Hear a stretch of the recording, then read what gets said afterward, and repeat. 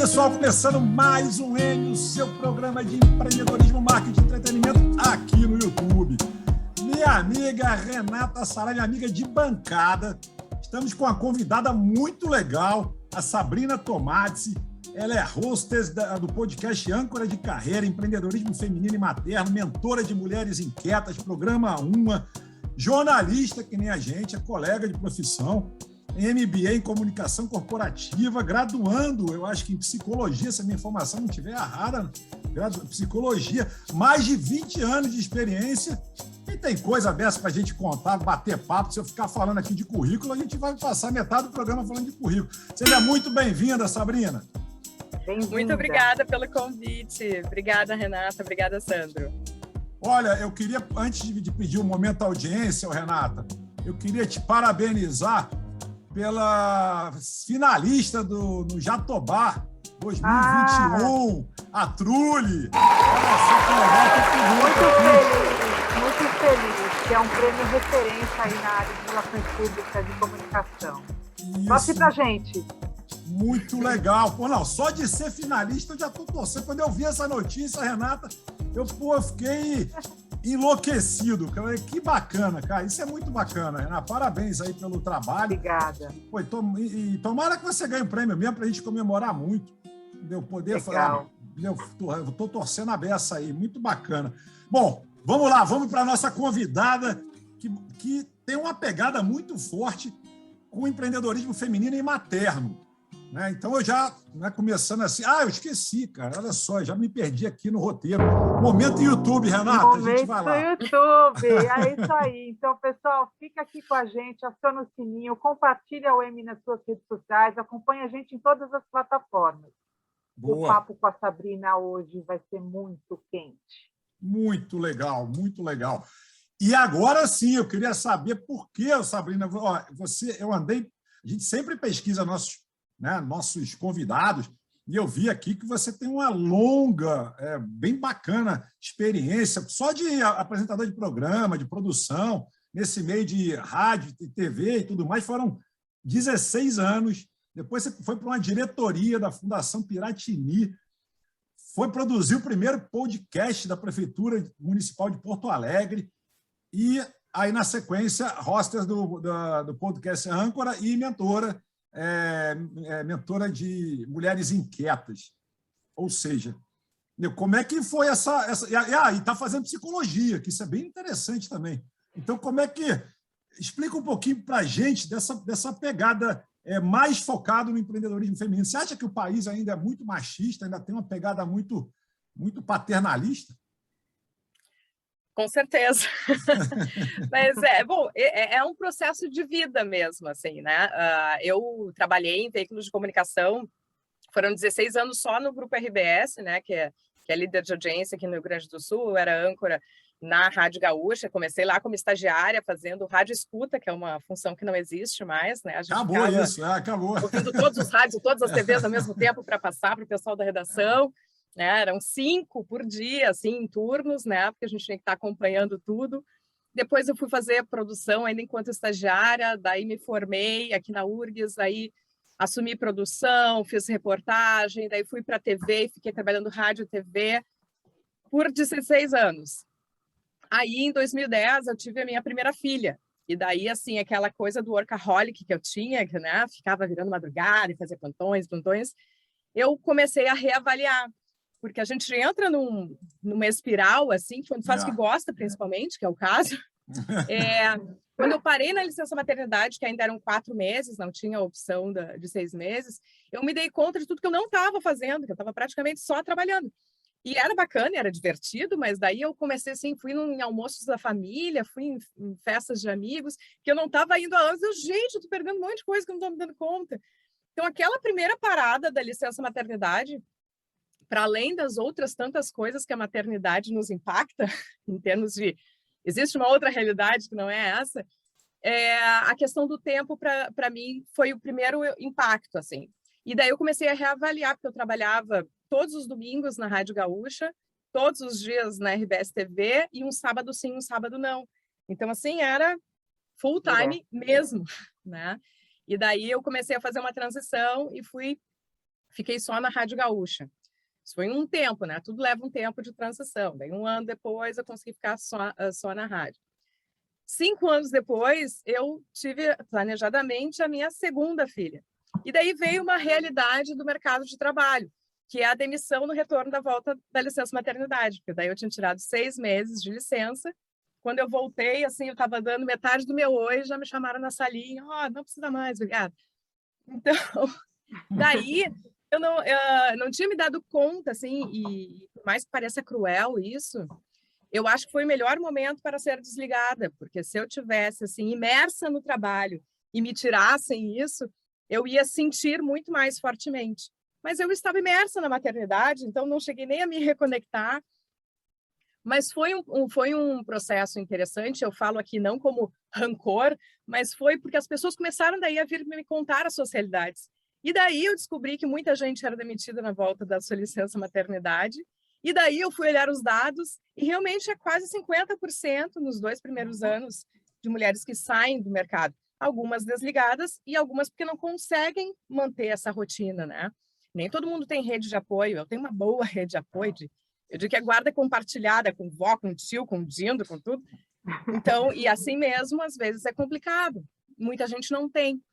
Então, sob essa perspectiva que eu comecei a pensar, e eu sempre gostei de falar de carreira, depois eu fui para a Band News FM fazer um programa mais leve, assim, foi uma quebra, porque eu sempre fui muito hard news, e daí eu fui na Band News FM fazer um programa leve, e daí foi uma primeira desconstrução também, em termos de conversa mais leve no jornalismo, e ali eu fiz um projeto de carreira. Aí comecei a focar, não, mas carreira é muito amplo.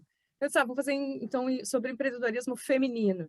E daí eu incluí a coisa do materno, porque eu também acho que a maneira como se trata empreendedorismo, às vezes, na rede social, eu acho muito glamorizado, assim, né? Eu vejo muitos posts, assim, basta sonhar, não desista e acontece. Deu bom, só comigo que não é assim, que a taxa chega antes da receita, e que a burocracia que eu me perco.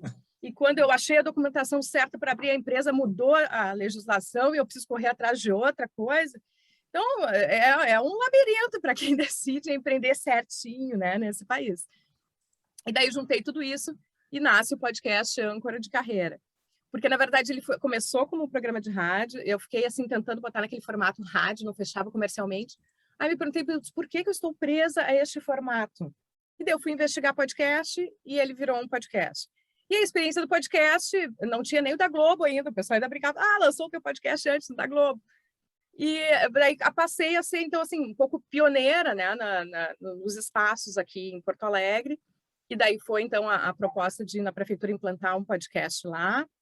E assim foi indo. Então, hoje eu estou bem feliz que estou fazendo um podcast para um empreendedor que está em Portugal, e essa coisa da aceleração da pandemia, né, que ao mesmo tempo nos restringe o convívio, nos acelerou no sentido de, tem que ser por online, e online nos leva para o mundo inteiro, né?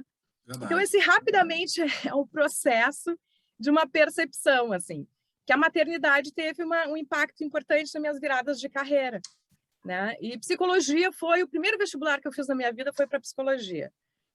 Aí eu só fiz na URGS aqui, e daí, por questões financeiras, e daí botei em segunda opção pedagogia, que tinha muitas cadeiras similares, se eu entrasse, não ia aproveitar as disciplinas, no final fazer de novo. Sei que eu entrei na pedagogia, tinha uma professora de português que trabalhava texto e dizia, não, o teu texto é maravilhoso, vai para o jornalismo, ela dava aula lá, vai para o jornalismo, e eu fui para o jornalismo. Fiquei 20 anos de jornalista trabalhando tudo menos texto, que eu sempre fiz rádio. E daí chegou assim na crise dos 40, a pessoa disse assim, não quero mais, essa vida de veículo eu considero um ciclo bem encerrado, assim, cheguei no topo da carreira que eu podia ter aqui. Eu sou casada com alguém que é concursado aqui no estado, então não tenho perspectiva, vou para um outro lugar, crescer na minha carreira de jornalista, não vou. Então, assim, eu disse, vamos fazer uma virada, né? E daí fui para psicologia. E na psicologia eu me reapaixonei pela comunicação. Eu cheguei lá meio exausta, assim, não quero mais saber de comunicação, quero trabalhar numa caverna, não quero nem telefone. E a psicologia, as relações humanas, não adianta, né? Se dá pela comunicação, a gente precisa comunicar, não comunicar um aprisionamento. E daí eu me reconectei com a comunicação, assim, de maneira apaixonante e encantada. Então é isso, assim, tentando Legal. ser breve num processo que envolve muita coisa. Não, não, Sabrina, valeu. o que são mulheres inquietas? Como você Então, definiria isso? isso Boa. foi uma dificuldade de posicionamento para mim enquanto mentora. Final do ano passado, eu fui convidada, enfim, me colocaram em contato com uma formação do Programa Uma de mentoria para mulheres. E daí eu até falei com a pessoa que coordena, que eu conheci, disse, você está me mandando isso que é para eu fazer divulgação ou você está dizendo que isso aqui me serve? E daí fui fazer e fiz uma formação em mentoria para mulheres. E me descobri, assim, que eu já fazia mentoria para muitas pessoas sem me dar conta que aquilo é mentoria, né? Entendendo mentoria como mais ou menos isso que a gente está fazendo aqui, de uma forma coletiva, que é colocar a tua experiência à disposição de alguém que está numa trajetória semelhante. Só que eu atuo em muitas frentes, assim, que, né, às vezes é difícil para mim dizer, eu posso ser mentora de quê? Pode ser de carreira, em maternidade, pode ser de podcast, pode ser de comunicação, simplesmente. E daí eu não conseguia fechar o que era essa mentoria. E daí eu coloquei assim, mentoria de mulheres inquietas, alguém que quer sair do ponto A e chegar no ponto B, né? É esse movimento, que às vezes pode ser na carreira, às vezes pode ser na vida pessoal, mas o que eu mais tenho trabalhado, e o meu podcast mostra bem isso, assim, é a pessoa de forma integral. Eu não acredito mais nessas caixinhas, assim, né? Eu acho estranho hoje, às vezes eu vou dar palestra, eu tenho uma palestra que é o óbvio tem que ser dito, e às vezes eu ainda ouço no meio corporativo aquela coisa, não, quando nós pisamos aqui num discurso bem treinadinho, quando nós pisamos aqui, nossos problemas ficam do lado de fora, e não existe isso, assim, nós humanos levamos tudo. Eu trouxe para a minha vida pessoal muito do jornalismo, que é cuidar da minha comunicação, que é tentar ser precisa quando eu falo para as pessoas, evitar ambiguidades, né, ser objetiva. Isso eu trouxe para os meus relacionamentos pessoais. E é isso que eu mostro lá na palestra do Óbvio Tem que Ser Dito. Então, assim, a gente carrega coisas, né, do profissional para o pessoal, do pessoal para o profissional. E daí restou as mulheres inquietas, então, que é assim, quer te movimentar, eu acho que posso ajudar pela experiência que tive, né? Então, é colocar isso à disposição. Boa. Deixa eu te fazer uma pergunta que você falou, o óbvio tem que ser dito.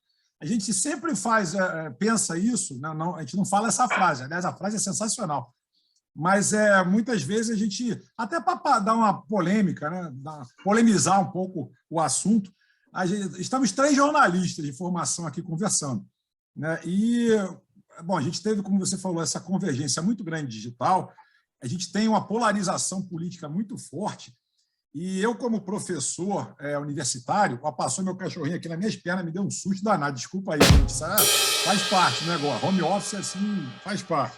Então, o que me incomoda muito enquanto professor, e também cidadão, mas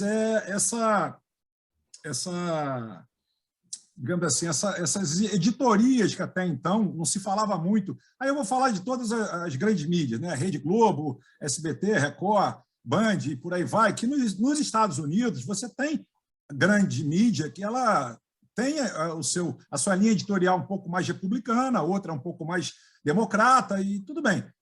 Show de bola. Eu não vejo problema algum nisso. Agora, aqui se prega muito a isenção, quando a gente vê que não existe a isenção, né? Existe, talvez você tentar ser um pouquinho imparcial, que também não existe. Mas é uma coisa que ficou muito latente, não só com o atual governo, né, as polarizações, mas a polarização ela não é só no Brasil, ela tem no mundo inteiro. Entendeu? Então, aqui até então, a gente tinha assim, antes da internet, a gente tinha uma coisa, um glamour. Eu trabalhei no SBT 10 anos, assim, tem também um trabalho bem legal. Passei pelo SBT, pela CNT, pela Band. Eu nunca na minha vida escutei um editor-chefe falar assim, proibir ou me pedir alguma coisa com relação a viés ideológico, né? E o que a gente vê muito hoje na grande mídia é viés ideológico. É uma coisa meio, sei lá, me incomoda um pouco, eu não sei. Aí a pergunta é para vocês duas, não é só para convidar para a Sabrina, não. Incomoda vocês, não incomoda? Sei lá, eu fico um pouco incomodado. E nada a ver com o atual governo, tá? Nada a ver, podia ser qualquer outra pessoa. Eu acho que a liberdade de expressão, eu li uma frase, que eu acho que até está aqui, Ó, liberdade de expressão é poder falar dos ministros do STF, deputados, senadores ou qualquer outro agente público da mesma forma que se fala do presidente. Entendeu? Eu acho que liberdade tem que ser para todo mundo e todo mundo poder falar o que quer, principalmente com o veículo que é a internet. Né? Essa frase, inclusive, é do Caio Coppola. Eu assim, acho que a gente está perdendo um pouco e está muito perto de ter uma ditadura aí, e cortar aí o nosso direito de falar o que quer. Né? Isso se o programa não for cortado, porque eu estou falando isso também. Eu acho que tem dois aspectos, Sandro, só pegando carona no que você está falando. Eu acho que uma coisa é a questão da liberdade de expressão, outra coisa eu acho que a gente também tem um outro desafio, que é realmente combate à fake news. Concordo. Né? Então, assim, eu entendo, eu acho que como jornalista a gente sabe que, claro, existem as linhas editoriais e tal, né? Mas, por outro lado, existe uma busca no jornalismo da neutralidade. A gente sabe que ela é difícil de conseguir, mas pelo menos mostrar os dois lados, mostrar, né, os 3, 4, 5 lados, enfim, às vezes tem muitos lados, uma história, né?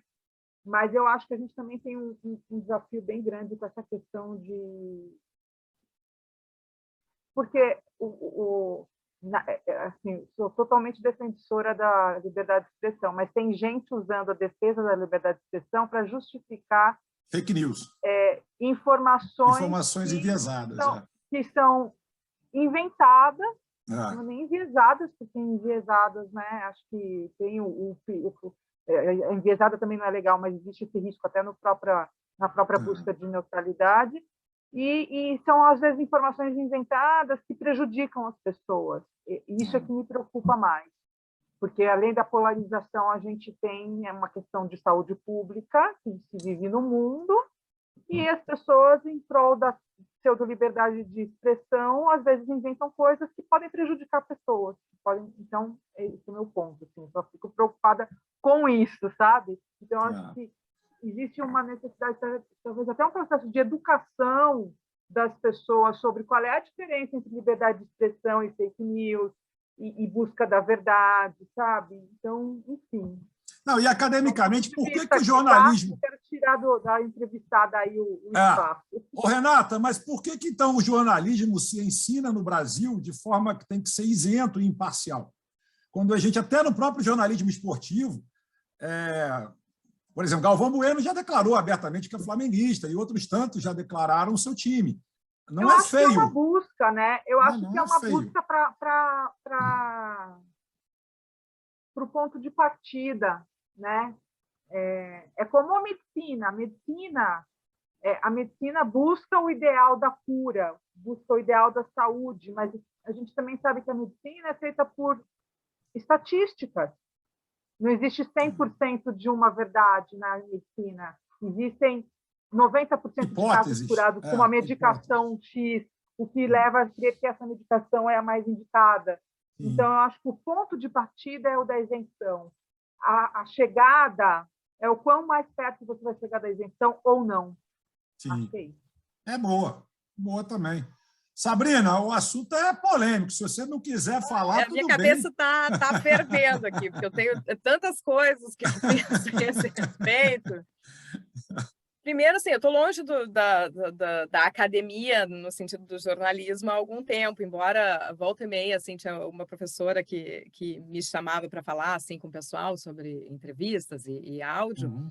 Eu não sei exatamente o que estão ensinando. A questão é que quando eu estava por lá, nos bancos acadêmicos, começando o ano 2000, e a internet era só um site que a gente botava o endereço e o fax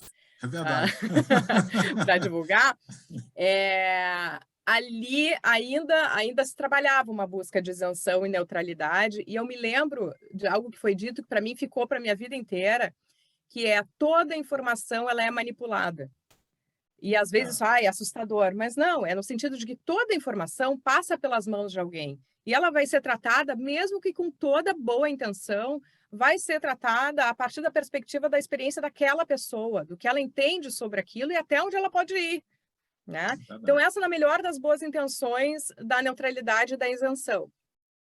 Eu tenho a impressão que, embora eu ainda ache que quando um veículo se coloca como isento, isso deveria ser algo, então, incentivado, mesmo que utópico, né? Vamos mirar na isenção para nos afastarmos disso nos afastarmos o menos possível. Eu acho que as redes sociais atropelaram esse processo, e eu acho que a gente ainda está numa confusão bem grande sobre isso, né? Eu não sinto mais, do tempo que eu trabalhei dentro de veículo, e muita gente jovem chegando, assim, que existe esta busca, nem a tentativa. E eu percebo muito, assim, percebia bastante a questão até de um ativismo. Porque os jornalistas, quem faz jornalismo, a grande parte de nós quer muito consertar o mundo. Isso é verdade, isso é verdade. Meu marido mesmo brincava comigo, às vezes eu chegava no final do dia e dizia assim, e aí, salvou o mundo hoje? Porque assim, a gente tem essa ânsia de, através da informação, através, né, de colocar luz sobre determinados temas, que isso possa haver uma melhoria. E, de fato, onde a imprensa está, existe um cuidado maior, a gente não pode negar isso, assim. Eu acho horrível que seja assim, mas é assim. Se a imprensa não está de olho, a coisa é bem pior, né? Verdade, verdade. Mas eu acho que eu não sinto nos jornalistas mais jovens um desejo de isenção e de neutralidade. Às vezes eu sinto, e às vezes eles estão inclusive em conflito com a linha editorial, e eu já assisti isso, assim. Jovens repórteres em conflito com a linha editorial do veículo que estão, né? E tentando ali dentro das suas matérias colocarem, forçarem aqui uma indução de comportamento. Então, é difícil isso. E tem a questão, então, das redes sociais. Quando eu fiz o meu MBA em comunicação corporativa, eu usei a transição que tinha a Rádio Gaúcha, que hoje em dia nem se chama mais rádio, né? Ela é Gaúcha ZH, aqui no estado. Estava se transformando essa ideia de Rádio Gaúcha para simplesmente Gaúcha, porque os ouvintes não eram apenas mais ouvintes, porque às vezes a informação da Gaúcha chegava pelo Twitter, pelo site, então eles eram consumidores da informação da Gaúcha, não exatamente rádio, porque não eram mais ondas sonoras. Então é toda uma transformação de mentalidade. E ali se partiu dessa transição para o perfil pessoal dos repórteres no Twitter. Então eles passaram a ser autorizados, e foi uma grande polêmica na época, assim, né, que as pessoas no seu perfil pessoal iam furar a Rádio Gaúcha, mas foi a transição que aconteceu. E ali o que acontecia? Em horário comercial, a pessoa está ali dando o trânsito, a ocorrência policial, a cobertura na Câmara de Vereadores, e chegava de noite e assistia um jogo de futebol e estava lá, tudo que era palavrão xingando o juiz, ou, né, uma indireta para a família. Então, isso é uma transformação que aconteceu muito impactante. A gente via assim, e eu mesmo, como mais velha ali, o pessoal às vezes vinha conversar comigo, até porque eu estava pesquisando isso, e eu disse, olha, tu tem que modular, mas a rede é minha. Bom, mas a tua marca pessoal está associada a uma marca institucional. Quanto essa marca institucional é importante para ti? Acho que é importante a marca gaúcha, mesmo que tu não queira morar e morrer aqui dentro, porque hoje ninguém quer morrer dentro de uma mesma organização. Quando tu for para fora, tu vai estar associada a este nome. O que é mais importante para ti? Xingar o juiz na rede, que ele não vai ler, ou manter um certo equilíbrio, né? Uma certa imagem equilibrada. Então, existe toda uma educação mesmo que acho que tem que acontecer para os profissionais da comunicação, de saber o que é relevante publicar, o que não é, né? Que não é simplesmente rede social, que é mídia social. Então, o exemplo que eu uso, assim, isso eu fico catequizando meus amigos também, que botam as coisas na rede e ficam bravos porque as pessoas reagem. Eu disse, olha, as pessoas têm que colocar isso no outdoor. Né? Então, se tu colocou no outdoor, as pessoas vão passar e reagir. Tu pode não gostar, tu pode bloquear, tu pode responder, mas tu não pode proibir que as pessoas reajam, né? Então, essa educação que eu acho que a gente ainda... Nós estamos aqui, olha, nós como profissionais estamos aqui refletindo e construindo uma ideia. Agora que não sabe usar esse negócio, se mete em cara fria, passa sendo chegado durante uma semana porque falou uma coisa que não precisava publicar, assim, né? Então, o que se publica? Por que se publica? Né? Qual é a relevância disso? Escreve no teu diário, em casa, algumas coisas. Assim. Boa! Então, esse equilíbrio, eu acho que a gente ainda precisa de uma educação. Sem falar que o que me dói é a falta de senso crítico da nossa massa, da população brasileira. Assim. Isso é uma coisa que me dói muito, porque se a gente tivesse uma população leitora, que não é o caso, né? Que a gente passa uma vida sem ler nenhum livro, e uma grande parte da população lê um único livro na vida, que a gente pudesse contar com esse filtro, né? Eu disse, não, as pessoas estão vendo essa situação, mas estão percebendo. Não estão percebendo, assim, né? Então, a fake news nem se fala, mas me perturba um pouco essas sutilezas. As pessoas são muito manipuláveis, assim, porque a gente tem uma educação muito falha, assim, né? No sentido de promover cidadãos. Verdade, concordo. Agora, Sabina, posso ir? Pode. Uma pergunta? Não, é porque eu me lembrei que a Sabina falou no começo que quando ela foi estudar psicologia, ela resgatou essa questão da comunicação, que ela queria ficar trabalhando na caverna e ela viu que a comunicação era importante. E às vezes eu me vejo muito assim nessa ambivalência, vamos dizer assim, um movimento dúbio, né? Eu trabalho com comunicação, então isso pressupõe, vamos dizer assim, esse contato, essa extroversão, mas tem momentos, e eu acho que tem a ver até com essa questão da reflexão também que a gente está falando, em que eu queria muito estar bem encolhidinha aqui no meu canto e tal, né? Então, eu queria que você falasse um pouquinho mais disso, sabe? Sobre o papel da comunicação mesmo, na comunicação, vamos dizer assim, corporativa, no jornalismo, mas, no geral também, por que na psicologia isso é importante, ou por que em outras áreas, as pessoas para quem você dá mentoria, etc., a comunicação é importante? A minha reapaixonamento, digamos assim, é por entender que daí a comunicação, ela e a linguagem, sobretudo, né? Eu acabo falando muito sobre a comunicação falada, ela é uma função mental que é típica do ser humano, né? Todas as outras coisas, os outros nossos funcionamentos de atenção, de orientação, vários animais têm.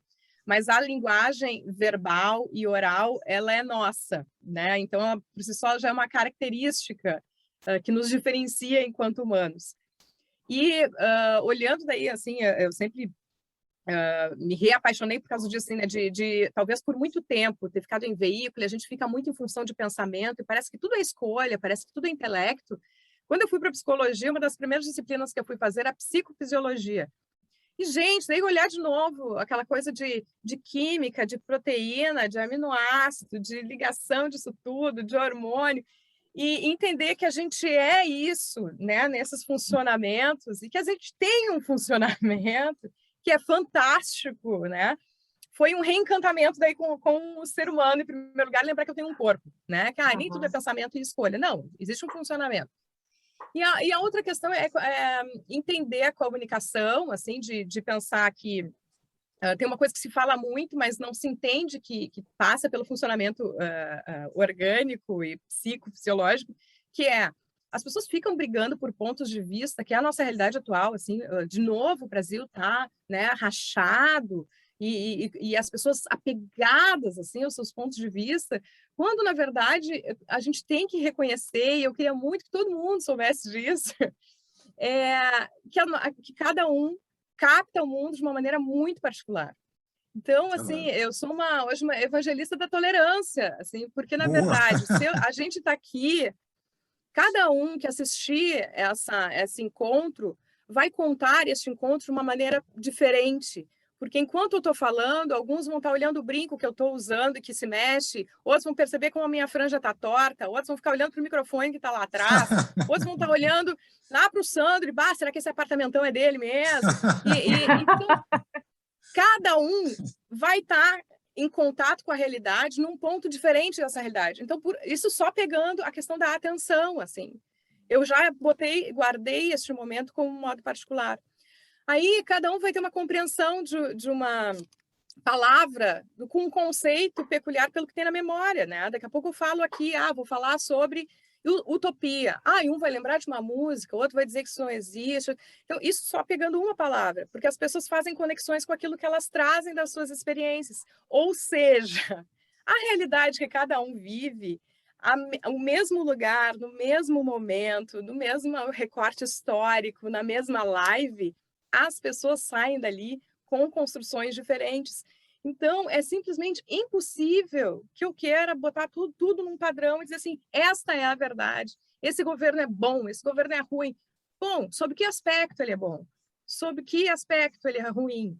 Né? Então, a gente generaliza muito. Eu acho que todos nós temos essa faceta infantil e imatura de querer que as coisas sejam mais simples. Mas elas não são. Não, e é legal, então, a gente também... isso, assim, né? Eu acho que a tolerância é um aspecto importante da comunicação. E discutir ideias, né? E não ficar discutindo pessoas, porque o pessoal está muito ligado em discutir nomes pontuais, né? Principalmente quando você fala de política, em nomes pontuais em vez de ideias. Eu acho que o bacana é você discutir ideias, aí que a gente cresce, aí que a gente tem uma troca mais legal, né? Porque senão fica uma coisa de torcida, né? A pessoa tem lá, seja lá qual for o político, e aí eu também não estou me voltando nem contra e a favor do atual presidente, mas acaba ficando muito... quem é Lula é só Lula, quem é Bolsonaro é só Bolsonaro. Quer dizer, fica uma coisa... A gente não está discutindo ideias, a gente está discutindo pessoas. Sim, eu acho que a grande barata é discutir ideias. Ficou muito pobre, né? Ficou pobre, baixou muito o sarrafo.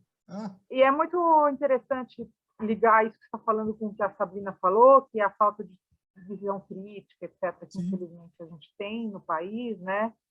Até por uma questão educacional e de formação, porque daí começam a se produzir padrões de interpretações, padrões de ideias, que começam a ser repetidas sem reflexão, e aí é que cai nessa pobreza dessa discussão polarizada entre pessoas e entre... Né? Eu me lembro, na época pré-eleição, que eu li uma matéria muito interessante falando o seguinte, que essa questão da polarização colocou as pessoas em sacos de coisas que são muito óbvias e inflexíveis. Então, assim, se você é de esquerda, isso significa que você pensa assim, assim, assim, você tem um comportamento assim, assim, assim, assado. Se você é de direita, você tem um comportamento assim, assim, assim, assado. E, na verdade, não é nada disso, né? Na verdade, cada pessoa tem um comportamento e uma ideia em tese, né? E as opções políticas são opções políticas que podem ter uma intensidade maior ou menor, mas não significa que... Né, até o que você come muda de acordo com a sua ideologia, entre aspas, vamos dizer assim, exagerando. Né? Inclusive, as suas ideias podem ser mescladas também, né? Você pode pegar a essência de um lá, a essência do outro, misturar aqui. Não precisa ser necessariamente uma receita de bolo. Isso é que eu acho também... É isso. Você acha que não pode ficar em cima do muro? Eu acho que pode, porque pode. Assim, eu acho que existe o cinza, sabe? Tem o cinza. Então, assim, não é tudo preto e branco. Tem uma coisa boa aqui, uma coisa boa ali. Bom, o que é predominante? Bom, predominantemente isso, e não compactua com os meus valores, com a minha visão de mundo, e por isso eu não concordo. Sim. Então, eu acho que a gente vive num momento que se legitima a agressividade, por exemplo, e isso me incomoda muito. Verdade. E aí caio na comunicação também, no sentido de... Na comunicação e na questão da educação, que é dolorida para mim, que é faltar palavras. Essa coisa do baixo índice de leitura das pessoas me dói muito, porque eu acho que aprisiona as pessoas. Ainda ontem eu estava escrevendo sobre isso, tinha uma frase da Clarice Lispector, né, de liberdade, para mim liberdade é pouco, o que eu desejo ainda não tem nome. Essa coisa de ter palavras para expressar alguma coisa, algumas pessoas, como a Clarice Lispector, que, né, certamente letrada, é porque tinha uma ânsia de dizer coisas que sentia que faltavam um termo. Mas existem milhares de pessoas, ouso dizer, sem ter um dado estatístico, que não conseguem expressar porque não têm as palavras para dizer aquilo, e palavras simples. E isso impacta no teu desenvolvimento profissional, tu não vai conseguir trabalhar em equipe, impacta nos relacionamentos afetivos, nas famílias que estão brigando, casais se divorciando enlouquecidamente durante a pandemia, porque às vezes não conseguem expressar o que sentem, o que veem, porque não tem palavras para isso. Então, assim, a construção de um vocabulário, de um repertório diverso, que eu consiga dizer de 3 maneiras diferentes o que eu estou sentindo, até que a outra pessoa consiga me entender, é parte desse desejo de uma comunicação melhor, assim. Porque às vezes é isso, as palavras que eu tenho não batem com o cidadão que está ali na minha frente, não batem com o meu esposo ou com o meu filho. Eu vou ter que adequar o meu discurso conforme o meu público. Isso serve para emissoras, serve para agências, serve para as nossas relações interpessoais. Dependendo de quem está na minha frente, eu tenho que adequar as palavras que eu vou usar. Talvez eu tenha que diminuir um pouquinho, simplificar, talvez eu possa usar um vocabulário mais rebuscado, mas se me interessa que aquela pessoa compreenda e reaja à minha mensagem, eu tenho que me preocupar com quem está na minha frente. Então, só que parte também assim, de um incentivo que as pessoas leiam mais, queiram mais vocabulário. Então, eu sinto uma carência enorme disso, assim, quando se fala de comunicação. Bom, gente, eu tenho que pedir aqui um minutinho, aquele momento que a gente tomou a água, dá uma refrescada, que é o nosso momento da audiência, que é o momento em que a gente prestigia quem prestigia a gente. Ou seja, você aí do outro lado da telinha. Para você que já nos acompanha, seja muito bem-vindo. E para quem está assistindo o programa pela primeira vez, propomos análises e reflexões sempre com muito conteúdo e bom humor.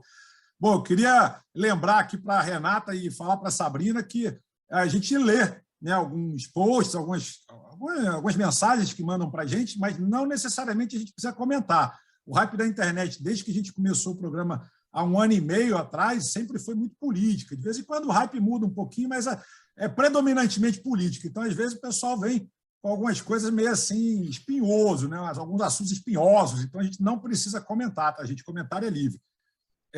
Começando aqui com a Carla Daniel. Compartilhar conhecimento não é criar concorrentes, é expandir sabedoria. Pô, começando legal. Começando bem. Eu tenho até medo quando a gente começa bem assim, porque eu já fico animado, daqui a pouco vem Leva a expectativa. Exatamente. O Tiago, quando eu falo que a idade está na cabeça, minha coluna dá uma risada sarcástica. A minha também. Muito boa essa. Ai, meu Deus, minha lombar. Ai, minha lombar já foi melhor. Pessoal, essa está boa também. João Pedro, você pratica algum esporte de risco? Uma pergunta. E ele mesmo responde: sim, às vezes eu dou minha opinião. Hoje é um esporte de risco, hein? Hoje é um esporte de risco. Já foi, mas, enfim, a gente está até comentando isso aqui.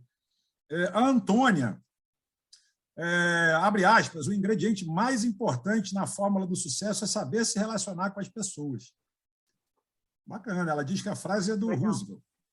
Eu não chequei, porque hoje em dia todo mundo posta um monte de coisa e sai colocando autor aí para tudo quanto é lado, eu não chequei. Né? Então, o que eu já vi de frase que não é, né? Mas, enfim, essa fica para a galera que está assistindo aí, quem quiser checar. O Mário Sérgio, quando nos distanciamos da gratidão, abrimos portas para a reclamação. Rapaz, a audiência está filosófica. Aí, ninguém está revolto hoje, não. O pessoal está bem filosófico. Acho que rolou uma curadoria aqui antes de começar o programa que pegaram leve aqui, ó, bem leve, inclusive. Outra legal aqui. Priscila, com 2 L's, avalia-se a inteligência de um indivíduo pela quantidade de incertezas que ele é capaz de suportar. Uma frase do Kant. Aliás, de incertezas? De incertezas que ele é capaz de suportar. O conceito de inteligência como função mental, aqui puxando da psicologia, sinteticamente, a capacidade de resolver problemas novos. Então, é coerente, né? Verdade. E, gente, tem uma bomba que saiu hoje, que o pessoal está comentando, aí eu não vou nem citar nomes, que várias pessoas estão comentando. Hoje, tá? A notícia é breaking news, atenção, breaking news aí, editor, bota um breaking news aí. Saiu agora, bem um pouquinho antes da gente começar. 26 de outubro, hein? 26 de outubro. A gente está gravando 26 de outubro às 10h15 para as 11 da manhã. É o seguinte, manchete, CNN Brasil, Facebook sabia sobre tráfico de pessoas em anúncios de trabalho. Rapaz, isso vai dar o que falar. Documentos internos do Facebook, obtidos pela CNN, mostram que a empresa sabia que a rede social estava sendo usada para tráfico de pessoas desde pelo menos 2018. A situação ficou tão ruim que, em 2019, a Apple ameaçou retirar o acesso do Facebook e do Instagram à Apple Store, uma plataforma da qual a gigante das mídias sociais depende para alcançar centenas de milhões de usuários a cada ano. E aí a matéria é grande, isso vai ser hype da semana aí. Entendeu? Os funcionários do Facebook correram para retirar conteúdo problemático e por aí vai. Enfim, esse é um assunto bem complicado, né, gente? Dá para entender por que a notícia, outra que já circulava, é de que o Facebook deve mudar de nome até o final da semana. Pois é, né? Você viu. O negócio para o Zuckerberg, de um tempo para cá, não anda bem para ele, não, cara. A gente ficou fora do ar, né? Ele ficou fora do ar mais de 7 horas, praticamente. Eu até brinquei aqui que a gente voltou aos anos 90, né? E como é que é? Aí a galera também mais assim, radical começou a falar, e aí, viu como é que é morar em Cuba? Essas brincadeiras, memes e tudo mais.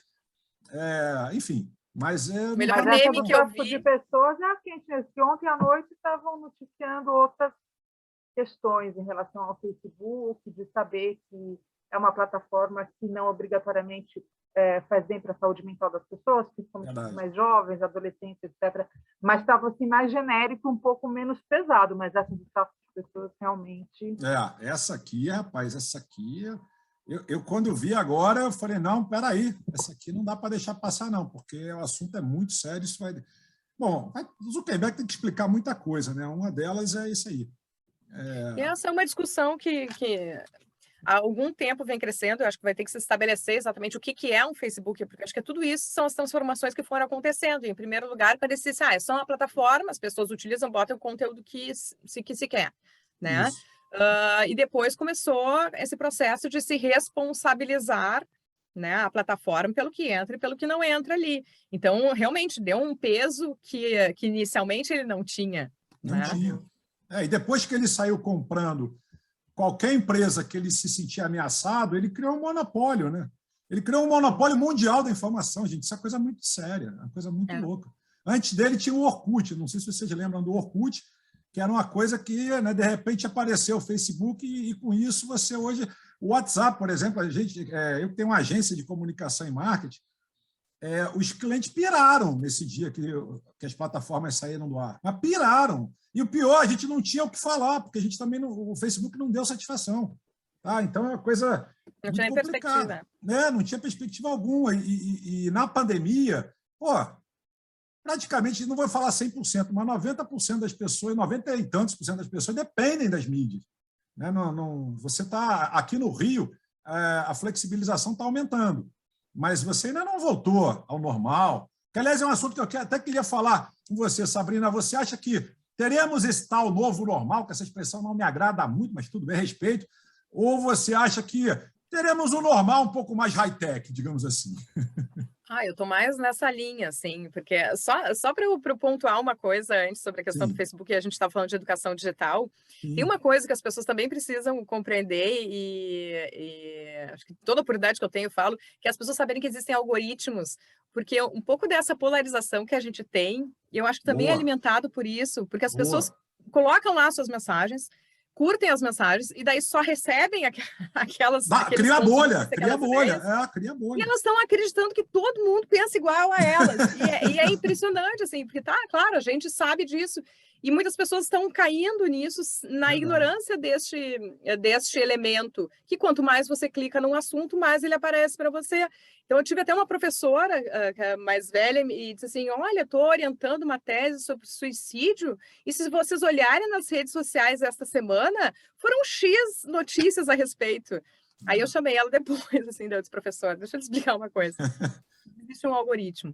A senhora está pesquisando suicídio, vai lhe aparecer muita notícia e material sobre suicídio. A minha rede social não apareceu nada do suicídio. Então, não aumentou os casos de suicídio, mas eles chegaram mais para a senhora. Então, é essa compreensão também, porque às vezes a gente fica polarizado por causa disso, mas todo mundo na minha rede social é contra, ou todo mundo na minha rede social é a favor.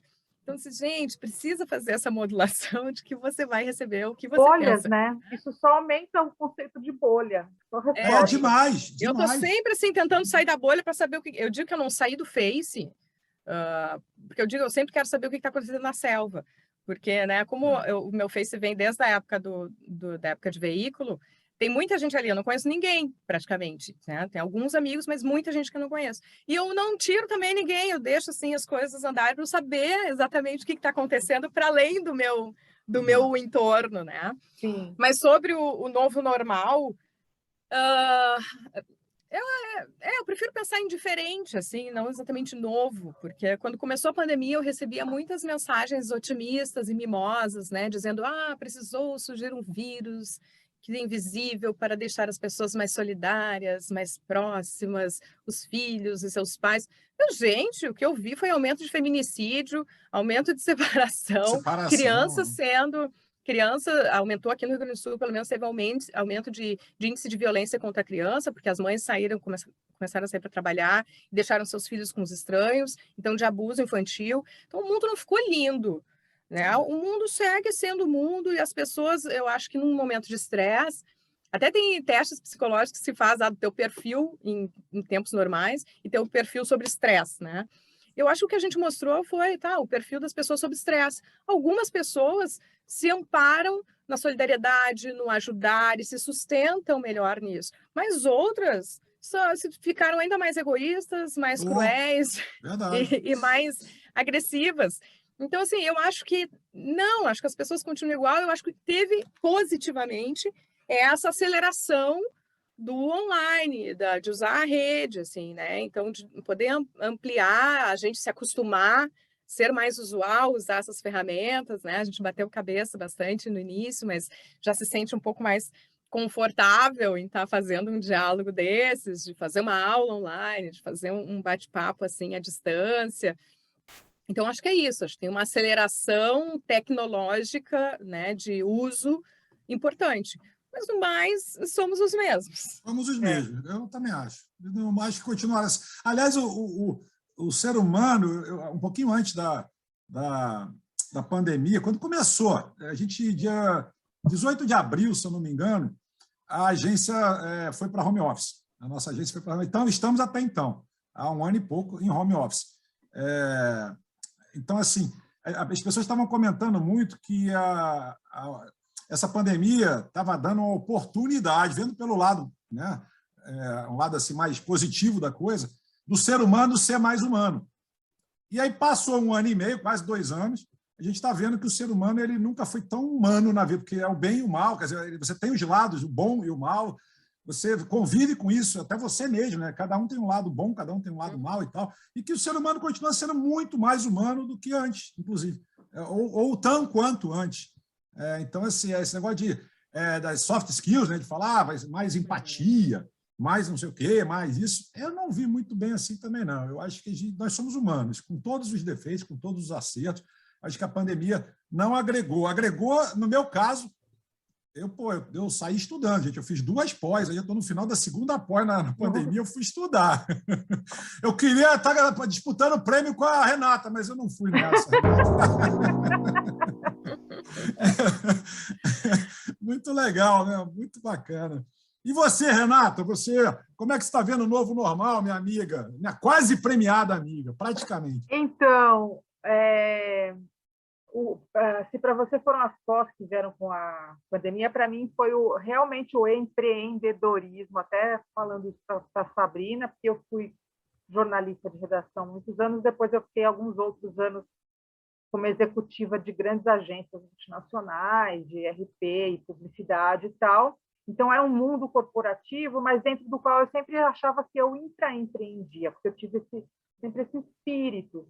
E com a pandemia, eu realmente entrei no empreendedorismo e vivi tudo isso aí que a Sabrina falou, assim, mas é só eu que vejo que a burocracia não é tão fácil quanto se podia, e aí o advogado, que o jurídico e não sei o quê. Então, eu estou vivendo tudo isso e muito feliz, até porque essa indicação aí nesse prêmio até já é fruto disso, né? Então, por que eu estou falando tudo isso? Porque eu não vejo muito... Aí, tá, barulho, desculpa. Passou. Eu não vejo muito, assim, para mim, eu acho que eu realmente devo entrar num novo normal, porque a minha agência nasceu remota, eu trabalho com times remotamente, depois de amanhã eu vou fazer uma primeira reunião grande com clientes presencial, e eu vejo um lado bacana nisso também, que é eu poder, eventualmente, por exemplo, fazer times de pessoas que já trabalharam comigo e que estão em lugares diferentes do mundo, e que naquele projeto daquele cliente, essas pessoas podem trabalhar. Então, eu aproveitei isso para tentar instigar um lado novo de fazer, um jeito novo de fazer alguma coisa assim. Agora, em algum momento, aquilo que a Sabrina falou no começo, de ter as pessoas mais certas para falar, vou ter. Então, o que eu estou vislumbrando como o novo normal? Talvez um sistema híbrido. Ir para um escritório onde quem trabalhar quando quiser ir, vai, mas quando não quiser também não vai. As pessoas terem uma certa liberdade de mobilidade. E tem um monte de desafios nisso, né? Como conectar as pessoas e tudo mais, mas para mim é mais ou menos isso, Sandro. Eu concordo. Eu também estou vendo, o ano que vem eu também estou vendo mais ou menos um esquema híbrido. Aliás, eu já falei isso para a turma na agência também, perguntei quem é que queria, né, voltar para o presencial. Eu achei que fosse ficar meio a meio, não, cara. Todo mundo quer voltar para o presencial, é impressionante. O ser humano, você vê como é que o ser humano precisa do outro ser humano, né? A gente precisa isso é importante também. Do contato, da linguagem não verbal, de estar ali com a pessoa, a pessoa levanta uma sobrancelha, tu fala, pô, às vezes aqui eu acho muito disperso, né? Eu falo com você, suspendo uma outra aba, de repente eu estou falando com você num raciocínio, mas eu não estou vendo a imagem, eu estou falando. Aí abaixa outra aba, aí o meu cachorrinho passa de novo aqui na minha perna, me assusta, aí eu perco a linha de raciocínio, o interfone toca, enfim, são mil Mas será coisas. que isso tem a ver com pandemia ou tem a ver com o mundo que a gente está vivendo? Sabe, a gente está impactado, é que acelerou isso. Verdade. Mas a gente está impactado pelas redes sociais. Eu acho que o mundo nos convida a ser dispersivos muito, já também, antes concordo, disso, sabe? concordo. Então, também acho que cabe a gente ficar um pouco atento, sabe? Verdade. Mesmo presencialmente. Eu lembro que eu trabalhava numa agência antes disso tudo acontecer, que nas salas de reunião tinha um aviso. Tinha uma caixinha de acrílico assim na entrada, assim, deixe seu celular aqui. E aí eles estimulavam que as pessoas deixassem o celular para que as reuniões acontecessem entre as pessoas que estavam lá, e não cada um falando com alguém fora, sabe? Acho interessante isso. Eu também acho isso bem bacana. Aliás, a última coisa que a gente fez antes já que você falou em sala de reunião, me lembrou, Renata, a última coisa que a gente fez, o último ato antes da pandemia, foi a gente acabou com a sala de reuniões. Aí você fala, pô, Sandro, você acabou com a sala de reuniões? Acabamos com a sala de reunião, não tem mais sala de reunião. Porque o cliente ia conversar com a gente, eu não vou falar nomes, lógico que eu não vou botar nenhum cliente aqui, não vou expor ninguém, né? Mas ele passava, às vezes, uma tarde inteira batendo papo com a gente. Era psicológico, aí queria contar a história da vida, da empresa. Aí era uma vez, entendeu? E era uma vez, se você cortasse ali o negócio, era uma tarde inteira. Isso aconteceu muitas vezes. Então, a gente passou a inverter o processo. A gente que ia no local, né, no caso na sala de reunião do cliente, ou marcava-se num café, num Starbucks da vida, olha o merchandising gratuito aí, mas um negócio desse assim, uma coisa onde era uma coisa mais rápida. Você vai tomar um café, né? Você já está da premissa que você não vai passar a tarde inteira tomando café. Então, já é uma coisa mais rapidinha, já é uma coisa mais... Tem que ser mais objetivo, né? Você já chega com aquele negócio de que ir embora e tal. A gente acabou com a sala de reunião, deu super certo, quer dizer, estava dando, né? Não deu tempo de avaliar em longo prazo, mas a curto prazo estava dando. Mas sabe que eu acho que esse é outro efeito que aparece, que talvez a gente sinta nesse novo normal ou não, mas que é a necessidade de escuta. Né? E isso foi um outro lugar que eu me coloquei quando eu decidi botar numa cadeira de psicologia, que fiquei 20 anos, assim, onde falando, e quem trabalha com rádio sabe que não pode ter silêncio, né? Assim, tu deixa alguns segundos de silêncio, parece que o mundo caiu.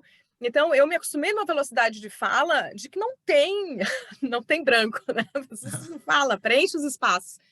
E daí, desde que eu entrei para a psicologia, eu estou nesse exercício, né, de conter a fala e dar mais espaço e tempo para a escuta, né? Porque uma coisa que uma vez alguém falou lá numa aula, enfim, e eu captei que eu guardei, que é assim, se tu tá... pessoa está falando, tu não está escutando a pessoa, tu está elaborando o teu processo ali e tu não está de verdade escutando os argumentos daquela pessoa. Então, muitos encontros e discussões, debates e reuniões que a gente faz, é um tanto isso, né? A gente já vai com a ideia pronta, enquanto a pessoa está falando, eu já estou pensando como é que eu vou retrucar e como é que eu vou derrubar a ideia dela, porque eu não quero mexer na minha, né? Então, e acho que a pandemia, por ter isolado, claro, eu estou na minha casa aqui com meu marido, com 2 filhas, eu falo pelos cotovelos o tempo inteiro. Mas muita gente ficou isolada mesmo, né? Então, assim, verdade, quando sai agora, vai falar até com uma árvore e vai querer escuta. Então, assim, se isso já acontecia, eu fico pensando que talvez aconteça ainda mais, né? De talvez usar não o local adequado, talvez falar com a minha agência não seja o lugar que eu devesse usar para colocar todas as minhas ideias, mas acho que sim, acho que existe uma carência de escuta nesse momento. E o Sandro falou das soft skills, dentro desses processos de inovação e transformação digital, tem se enfatizado muito isso, né? A questão de que o que nos resta como diferencial é sermos humanos.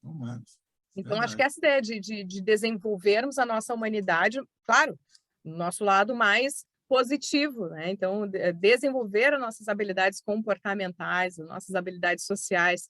E aí entra de novo a comunicação, né? Eu faço palestra, claro, a gente está entrando numa segunda turma, assim, que é sobre comunicação, que é o óbvio tem que ser dito, comunicação humanizada de resultado, que é isso, assim, entender que a gente é humano, não vai sair perfeito, a gente vai se equivocar, vai ter conflito, vai ter dificuldade, mas quando a gente quer resultado, a gente se esforça para fazer algo mais qualificado. Verdade. Deu uma congelada aqui para mim, não sei, é para você Para também? mim Renato? também. A gente vai, como ela falou, não pode ter barriga, a gente não pode ficar calado aqui, mas eu acho que ela deve voltar. Eu vou aproveitar, enquanto ela deve estar se reconectando aí, eu vou aproveitar, Renata, para a gente ir naquele nosso momento, dica de livro, que eu separei, lógico que eu separei aqui dessa vez, eu mesmo me pego, né? A gente faz o programa e a gente às vezes esquece desse momento, dica de livro. Eu esqueço muitas vezes, confesso, só que também tem um lado legal de esquecimento que aconteceu hoje, é que eu me inspirei em algumas coisas que a Sabrina falou para lembrar de um livro, mas manda o teu aí. Legal. Bom, eu separei dois. Ela caiu. Eu separei a Estratégia do Oceano Azul, né, como criar novos mercados e tornar a concorrência irrelevante. Tá? Eu acho muito legal esse livro para quem está buscando esses oceanos azuis aí, que tem muito oceano azul para buscar. Né? O mercado, o pessoal fala, está saturado. Gente, alguns estão, outros não. Alguns estão bastante, mas se você estudar direitinho, fizer, né, olhar bem o que você quer ali dentro, talvez você consiga um oceano azul ali. E o outro saiu agora, tá? O livro não saiu agora, o livro já saiu há um tempo, mas a versão em português saiu agora, que é o Marketing 5.0 do Kotler. E esse aí dispensa apresentações. Ele já tem a versão em português, já pode dar uma olhada lá na Amazon, qualquer site que você curte comprar, Submarino e por aí vai, que já tem a versão em português, então fica uma dica assim, muito bacana aí para a galera da área. Vamos embora, minha amiga, contigo. Bom, eu não sei se a Sabrina volta, mas ela voltando ou não, depois ela vai ver isso. Sim. Ela falou muito sobre cada pessoa ter uma versão sobre aquilo que presencia e que vê, e também sobre o vocabulário, riqueza de vocabulário. E eu me lembrei de um livro que é de um poeta escritor francês chamado Raymond Queneau, do início do século XX, que chama Exercícios de Estilo. Parece nome de livro didático, mas é uma... Não sei se você leu, Sandro, mas é um primor para quem gosta de escrever e gosta de comunicação, de jornalismo, de publicidade, seja por redator ou literatura. Por que ele faz? Ele pega uma única cena cotidiana de um homem que pega um ônibus, provavelmente em Paris, eu não vou me lembrar esse detalhe, e ele conta essa história de umas não sei quantas dezenas de formas diferentes, porque são exercícios de estilo. Sabrina? Voltou. Tá Sabrina voltou. Vou voltar pelo celular aqui, porque a rede de casa completamente. Não, eu vou rapidamente repetir, depois, se for o caso, vocês editam aí, só para a Sabrina ouvir. Sim. É que eu me inspirei em algumas falas suas, Sabrina, para dar minha dica de livros. E você falou sobre como as pessoas têm uma visão particular de uma mesma história, cada pessoa tem uma visão, e também você falou muito sobre riqueza de vocabulário. E eu estava falando de um livro de um escritor francês chamado Raymond Queneau, que é do início do século XX, é um escritor e poeta, e ele tem um livro que chama Exercícios de Estilo, onde uma única história muito singular, cotidiana, de um homem que pega um transporte público em Paris, ele entra no transporte público, acontece alguma coisa e ele sai. Essa história ela é contada algumas dezenas de vezes, porque é com linguagens e entendimentos totalmente diferentes entre si. Então, por isso que chama Exercício de Estilo. Então, é um livro muito legal para quem gosta de escrever, para quem gosta, sabe, de exercitar a linguagem de modos diferentes, um modo mais publicitário, mais analítico, mais acadêmico, mais, sabe, assim, ver como é possível você, por meio da linguagem, contar a mesma história de modos tão diferentes. Muito legal. Bacana. A Sabrina caiu ou está aí? Ela sumiu aqui para a gente. Não sei se ela caiu de novo. A internet a internet dela está oscilando.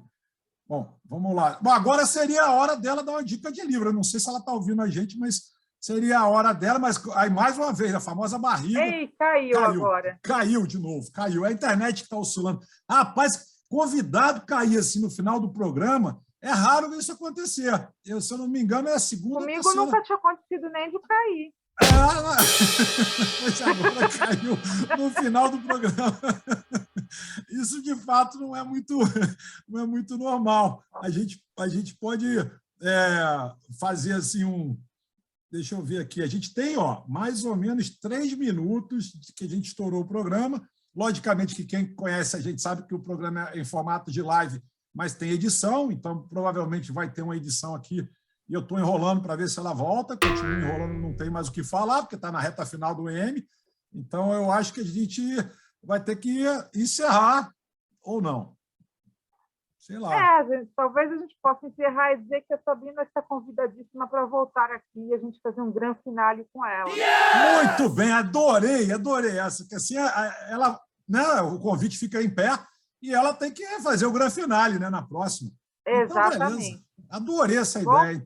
Ótimo, ótimo. Foi ótimo. Bom, eu queria te parabenizar mais uma vez, minha amiga. Obrigada. Muito legal. Quando saiu o resultado aí, fala, por favor, para a gente dia poder 2 de conversar. dezembro. E vencendo ou não vencendo, já ganhou. Entendeu? Só de estar ali já ganhou, é sensacional, adorei. A gente está mesmo juntos aí na torcida. E muito obrigado para você que está do outro lado da tela. Obrigada a você, Sandro, como sempre. Seja sempre muito bem-vindo aí, pessoal. Estamos toda semana aqui no M no YouTube. Valeu, obrigado. Valeu, Renata. Tchau, pessoal.